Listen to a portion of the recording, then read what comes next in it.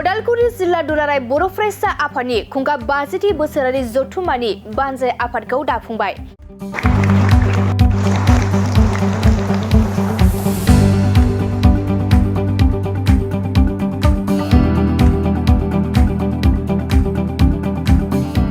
उदालगुरि जिल्ला दुलाराय बर' फरायसा आफादनि खुंगा गोल्डेन जुबिली एबा 50थि बोसोरारि जथुम्मानि बानजाय आफादखौ दिनै दाफुंबाय। उदालगुरि जिल्ला दुलाराय बर' फरायसा आफादनि बैसोआ 50 बोसोरनि बारलांबाय एबा गोल्डेन जुबिली खुंलांबाय, नाथाय बोसोरारि जथुम्मा खुंनायनि खुंगा 50थि बोसोरारि जथुम्माखौ गोल्डेन जुबिली सेलेब्रेशन खालामनाय जागोन। बेनिनो बानजाय आफादखौ दिनै नोलोबारि दखरा दुलाराय बर' फरायसा आफादनि बेन्दोङाव थानाय बालिगाव हारिमु जौस्राङाव दाफुंनानै लायो।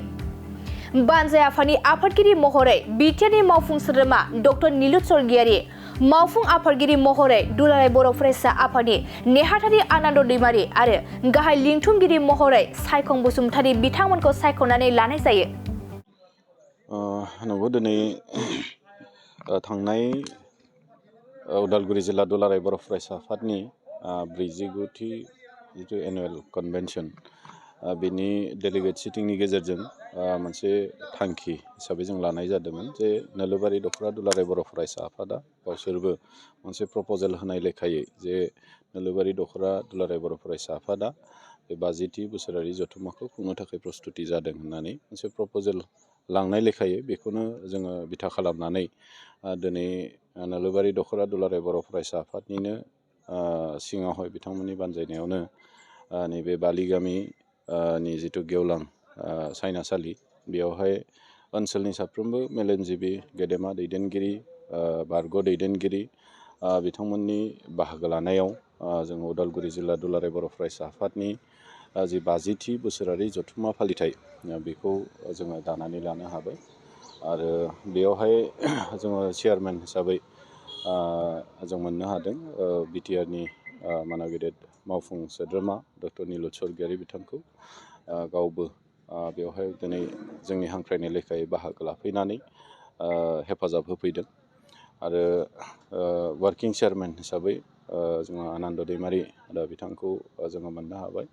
कनभेनराव दङ सायखं बसुमतारी, एसिस्टेन्ट कनभेनर बाबिल दैमारि बिथांमोनखौ जों मोननो हादों, ट्रेजारार तुलन दैमारि। दा बेनिफ्राय माखासे साब कमिटिफोर जोंहा दङ, भाइस प्रेसिडेन्टफोर दङ। जिखिजामानखौ जोङो हायो ओमफ्राय मेक्सिमामखौ दिनैनि नैबे मेलनि गेजेरजों, आलांगा मेलनि गेजेरजों जोङो थिसननानै लाबाय। आरो माखासे थिसनबावनो गोनां बेबायदि पर्टफलिअफोर दङ। बेफोर गासै थिसनबावनो गोनां पर्टफलिअफोरखौ फैबाय थानाय समाव दिनै जिखिनि मेन बडिखौ जों दानानै लाबाय, बिथांमोना थिसननानै लानाय जासिगोन। आरो बिथांमोननो जों दिनैनो जाय बिथांमोनखौ जोङो बानजाय आफादनि बिबानगिरि हिसाबै मोनबाय, बिथांमोननो जों दिनैनो बिबानखौबो गथायखानाय जाबाय। आसा खालामदों बिथांमोननि नांथाब नाजानाय आरो नोलोबारि दखरा आफादनि सिङाव थानाय बा नैबे ओनसोलनि अकल नोलोबारि दखराल' नङा, बे ओनसोलनिनो साफ्रोमबो रायजो राजा, मेलेमजिबि गेदेमा बिथांमोन बयनिबो हेफाजाब मददखौ बे बानजाय आफादा मोनगोन बा जों उदालगुरि जिल्ला दुलाराय बर' फरायसा आफाद हिसाबै मोनगोन, बेखौनो आं आसा खालामदों। आरो नोंथांमोन बयनिबो हेफाजाबनि गेजेरजोंनो नैबे 50थि दुलाराय बर' फरायसा आफाद उदालगुरि जिल्लानि जिथु बोसोरारि जथुम्मा फालिथाय, बेयो खोब गाजा गोमजायै मोनसे मेमरेबल मोनसे जथुम्मा हिसाबै जानानै थांगोन, आं बेखौनो फोथायो। जिथु 50थि होननानै बुंनाय जागोन नामा? गल्डेन जुबिली हिसाबै जिहेतु बियो माने बोसोरारि जथुम्मा खुंबोबाय थानायनिसो जिहेतु मोनसे नाम्बार, दा बे हिसाबै बेखौ जोङो सानाखै जे गल्डेन जुबिली हिसाबै फालिनो नांगौ। खारन उदालगुरि जिल्ला दुलाराय बर' फरायसा आफादा थांनाय 2021 मायथाइयावनो जोंनि जिथु बैसोखौ लानानै 50 बोसोर जाफैबाय, आरो बे हिसाबै जोङो गल्डेन जुबिली हिसाबै बेयावनो खुंबाय। दा बियो जिहेतु कनफारेन्स खुंबोबाय थानायनिसो मोनसे माने बोसोर, माने सान्थि नाम्बार। दा गतिके बे हिसाबै जोङो बेखौ गल्डेन जुबिली हिसाबै नङा, खिन्थु 50 बोसोर जे माने 50 खेब जे खुंबोबाय, दा बेखौनो मोनसे सेलेब्रेसन हिसाबै जों लानो नागिरदों। खिन्थु गल्डेन जुबिली हिसाबै जों बेखौ मख'नो नागिराखै। मोनसे सेलेब्रेसन 50 खेब जिहेतु जोङो खुंगोन बिनि सेलेब्रेसन हिसाबै जों खुंलांगोन। माबायदि मिजिंथिदों आरो रायजोफोरनिसिम मा खालामनो सानो?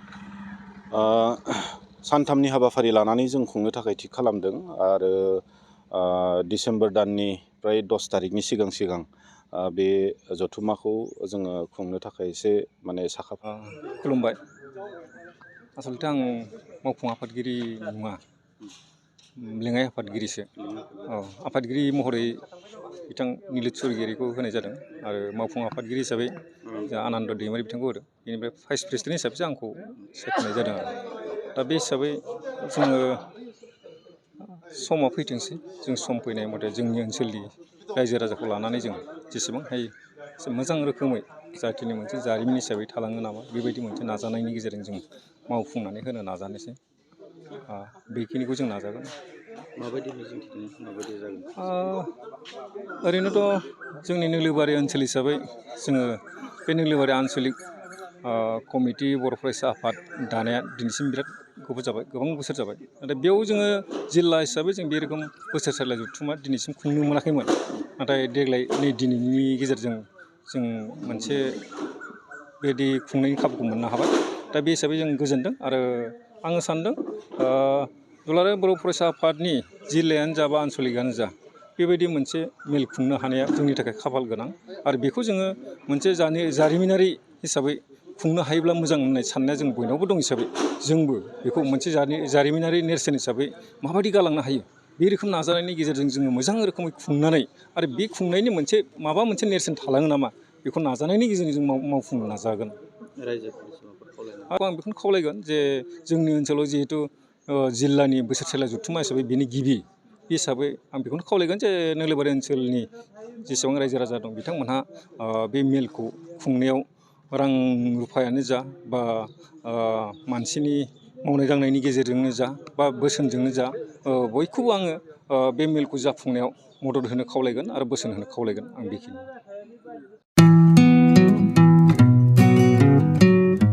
मोनसे फोसावथाय नोंथांमोननि थाखाय मोनसे गोजोनथाव खौरां लानानै फैदों। चिरां जिल्लानि सिङाव थानाय काजलगावनि सिफुं हटेलखौ गुवाहाटी नोगोरनि साखाथियाव थानाय सानसारियाव गोदानै मोनसे सिफुं हटेल ब्रान्च खुलिनाया नोंथांमोननि थाखाय गोजोनथाव खौरां लानानै फैदों। नोंथाङाबो जुदि गुवाहाटीयाव थायोब्ला एबा गुवाहाटी नोगोराव दावबायहैनाय समाव बर'नि दोरोङारि ओंख्रिखौ जानो लुबैयोब्ला गुवाहाटी नोगोरनि साखाथियाव थानाय सानसारियाव गोदानै बेखेवनाय सिफुं हटेलाव थांनानै जाहैनो हागोन। बे सिफुं हटेलाव नोंथाङा बाङाय बेसेनावनो बर'नि गोबां गुबुन गुबुन दोरोङारि जाग्रा ओंख्रिफोरखौ मोननो हागोन। अनला दाउ, सबाय दाउ, अमाजों नारजि, मैथा अमा, ना बाथोन, थारुन ना, थारुन अमा आरो गोबां बायदि बायदि बर'नि ओंख्रिखौ बे बर'नि सिफुं हटेलाव मोननाय जायो। सोरबाफोर जुदि बे सिफुं हटेलाव बर'नि संनाय खावनायखौ जानो थाखाय सिगांग्रो अर्डार हरनोब्ला नैबे 9864747796 9954772037 जामबुं नम्बराव कल खालामनानै बुकिं खालामहरनो हागोन।